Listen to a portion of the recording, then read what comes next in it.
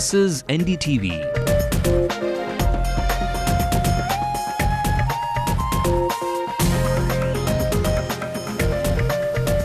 And you're watching NDTV Hindu.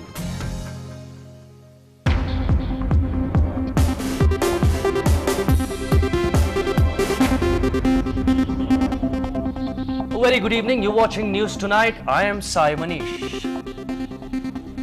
And I'm Zoya Thomas, and I'm going to get you all the details on the new Civil Service Aptitude Test in a short while. Good evening, I'm Natasha Doraiswamy, and huge allegations against N. Srinivasan, the present BCCI Secretary, for the possible fixing of the auction bid on Andrew Flintoff.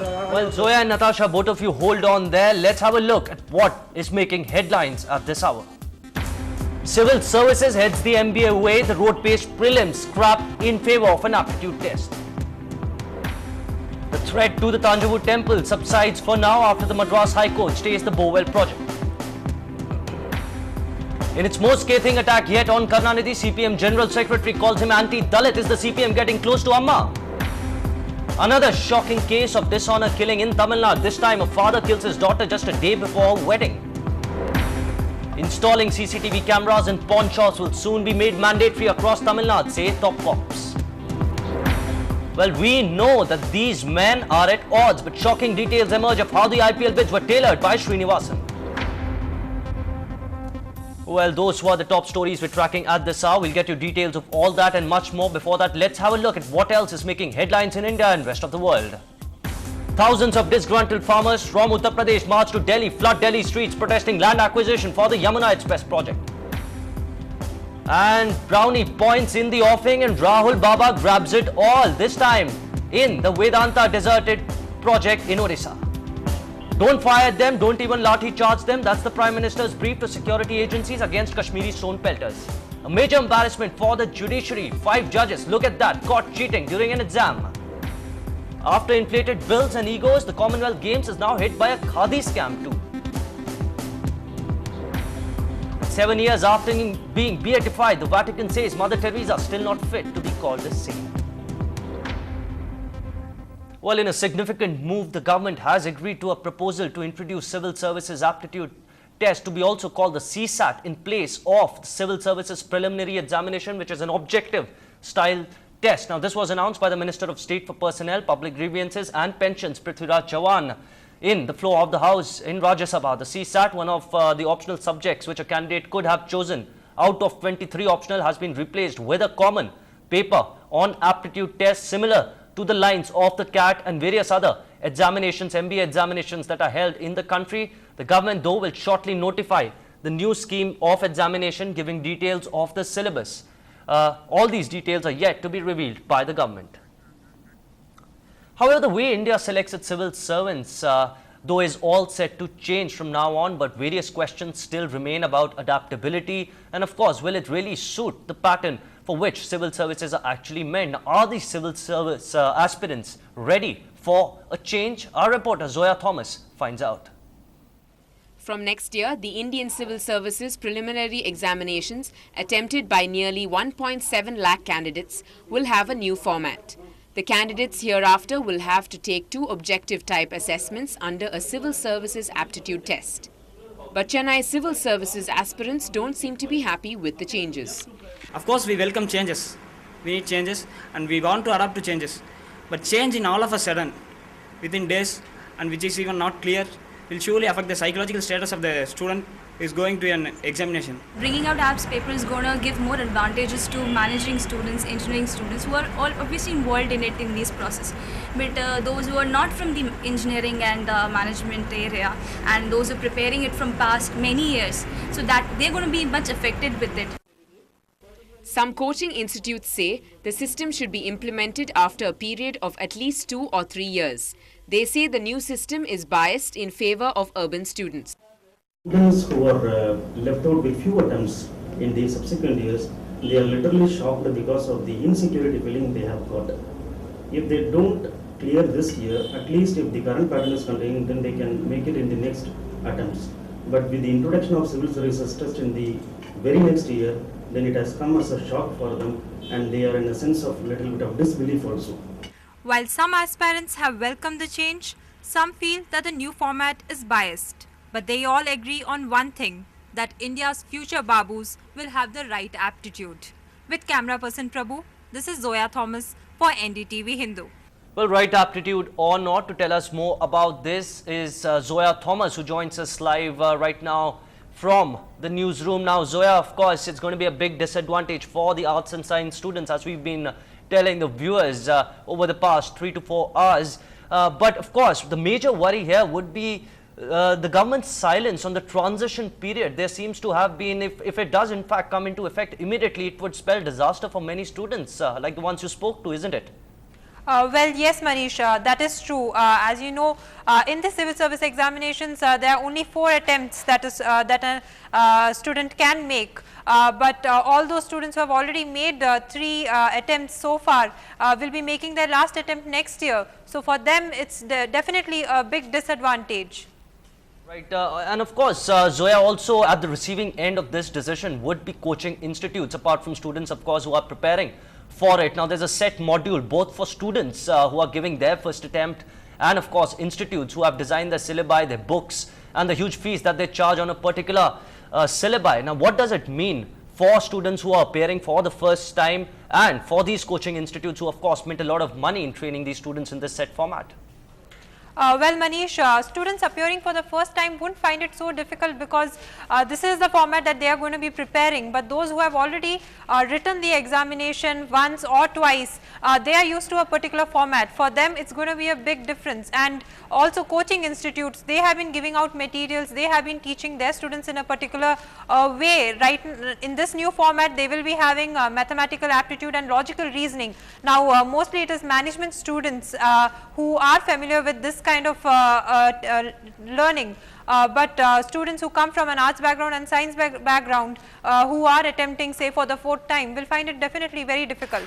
Right, of course, Zoya Thomas, a lot of questions in fact need to be addressed by Chavan before the syllabi, and in fact the time frame is set for the introduction of this aptitude test in place of the prelims. Thanks a lot, Zoya Thomas, for joining us. That was Zoya Thomas briefing us on what it actually means for you if you're an IAS aspirant, and for thousands of others across the country who aspire to be in the elite services. Moving on now, of course, the big controversy surrounding N. Srinivasan and Lalit Modi. Now, Srinivasan has outrightly denied that he is involved in rigging bids after reports surfaced in the media about his being hand in hand with Lalit Modi in the purchase of Andrew Flintoff during the auctions, in fact, in IPL Season 2. In a statement, Srinivasan said he did not need anyone's favor. Rajasthan Royals, he said, bid for 1.5 million for Flintoff, and he beat them with around $50,000 more. So he said there is no deal, and also he said that there is no question of Modi increasing his purse. He says it's all about Manipur. He had a full purse, no one else did, so therefore he had the resources to buy Flintoff. Now, of course, the man who will be smiling right now would be Lalit Modi. Of course, Srinivasan hasn't been in so much of a fix of late, and Lalit Modi isn't exactly sitting silent on this one. He has tweeted, in fact, on Twitter, dragging former BCCI President AC Muthaiya into the picture this time.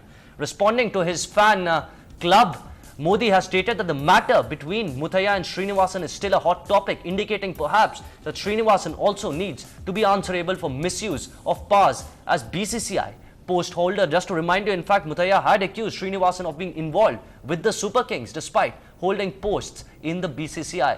Now, what's the background of all this? How is Srinivasan now being dragged into it, and why is Lalit Modi indirectly hinting that Srinivasan's head be called for his involvement in the rigging, even though Modi himself is involved? Now, NDTV is in possession of letters that suggest that IPL chairman Lalit Modi and BCCI secretary and Chennai Super Kings owner N. Srinivasan colluded to rig the bidding process for the second IPL option. Here are the salient points of that email. Now, documents show that N. Srinivasan requested Lalit Modi to rig IPL auction 2. And in fact, Lalit Modi relented. Now, the man in picture, of course, was Andrew Flintoff. Even though Captain Shane Warne was very keen on having him, Flintoff was eventually sold to the Super Kings. The letters also suggest that Srinivasan used his good offices then with Modi and had his bidding purse of $1.85 million increased to $2 million so that he could buy Andrew Flintoff, although Srinivasan is in complete denial over this issue. Well, for more on this, we are being joined by our sports reporter Natasha Doraiswamy live. Natasha, very good evening to you. Of course, allegations, counter allegations flying on. How do you read into the tweet, in fact, of Lalit Modi? He seems to have dragged AC Mutaiya also into the picture, an indirect hint perhaps that Modi might be silently laughing while Srinivasan is in a controversy. Well, actually, at this point, we can both say that N. Srinivasan is in quite a fix, as much as Lalit Modi has always been all throughout, right after the 2009 IPL, But at this point, really, Lalit Modi is definitely sitting back and laughing at N. Srinivasan, especially since he's already in a fix with AC Mutaiya, of course, approaching the High Court first and and questioning the role of the BCCI secretary, who's N. Srinivasan, and the fact that he is sort of accusing him of being in a in lots of corruption, of course, as the role of secretary of the BCCI. Now, those two have been rejected by the High Court first. Those two appeals to the High Court have been rejected, and now it's been approached to the Supreme Court. Now, that hearing will come soon enough for AC Mutaiya, of course, going against N. Srinivasan. Now, N. Srinivasan all this while has been very confident that he will win that particular case, and it'll go in favor of him. But because of this particular, controversy that has creeped up now of fixing auction bids for Andrew Flintoff, at this point, really, that we have emails. NDTV has emails, to prove this. It definitely will not go in favor of him, and there is definitely nervousness in the Srinivasan camp whether he will win that case or not. Manish? Absolutely, Natasha. And also, of course, the point that you make there about Mutaiya being dragged into, for the viewers who've been bombarded with the entire allegations and counter allegations, just take us through the sequence of emails and what exactly are the allegations against Srinivasan being in collusion with Modi. Well, first off, it clearly states in the emails which NDTV possesses, it clearly states that N. Srinivasan sort of influenced and requested Lalit Modi to restrict Rajasthan Royals from, of course, making a higher bid for Andrew Flintoff. Now, let's take a look at what happened in 2009. Now, Chennai Super Kings, of course, bid for 1.55 million US dollars, and of course Rajasthan Royals lost by bidding only $1.5 million, which is a small amount, of course, minor difference there, but a huge difference nonetheless in the outcome, really. Now, after this particular piece of evidence has come up with in terms of emails suggesting that N. Srinivasan definitely restricted, tried his level best to restrict Rajasthan Royals by asking Lalit Modi to request, Shilpa Shetty and her crew, of course, to restrict that particular bid for Andrew Flintoff. And therefore, Andrew Flintoff and, of course, his English teammate, Kevin Peterson, were the two costliest bids, really, players who were in the IPL.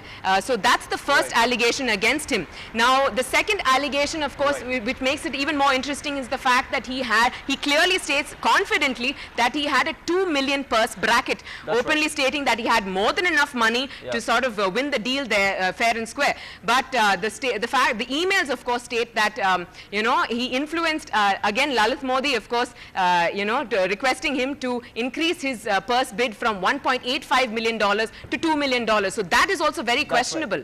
The fact that he's so confident coming out and saying that he won the deal fair and square. Absolutely, and all that confidence, in fact, Natasha, will be tested on September 9th when the Mutaiya and Srinivasan case comes up for hearing in the Supreme Court. Let's also remind you, viewers out there, that Mutaiya's allegations are almost the same as made by Lalit Modi. Thanks a lot, Natasha Doraiswamy, for joining us with all those details and simplifying the entire controversy for the viewers. Now, moving on, a day after Chief Minister Karunanidhi lashed out at both the CPM and the CPI, State Secretary G. Ramakrishnan today was in no mood to just sit back and listen to the tirade that was heaped at him. Now, today at a function, in fact, where Govindaswamy joined the DMK, now he alleged that most of the people that Karunanidhi addressed were their party workers themselves. He refuted the Chief Minister's claim that the popular support for the DMK was on the rise. It's one of the strongest ever statements to be coming out from the CPM. In fact, so strong are the statements against Karunanidhi. He, in fact, calls Karunanidhi an anti-Dalit, of course, invoking the Uma Shankar IAS case against him. And he also says that he is using the police. Karunanidhi is, in fact, using the police machinery to further his own interests in the state. In fact, that was a very strong attack. Or let's also listen into what Ramakrishnan had to say, a bit subtly though, about what the alliance, a proper alliance plans with the AIADMK, probably indicating that the CPM is weaning away from the DMK for the upcoming polls in the state next year. Listen in to G. Ramakrishnan. Going for joint action with ADMK on people's issues. For example, on April 27th, against price rise, we are joined to raise our voice. There is a hartal all over the country, including Tamil Nadu also. On July 5th also, on the same issue, we have joined hands with ADMK, MDMK, CPI, other parties to observe hartal on July 5th. On people's issues, we are coordinated with them. So the bottom line is, of course, the CPM is no longer sympathetic to Karunanidhi and the DMK. We're slipping into a very short break right now, but up on the other side, Mother Teresa still awaits her sainthood from the Vatican, and why? We'll tell you. And he's the world's #1 golfer, but personal problems are taking a heavy toll on him. Stay with us.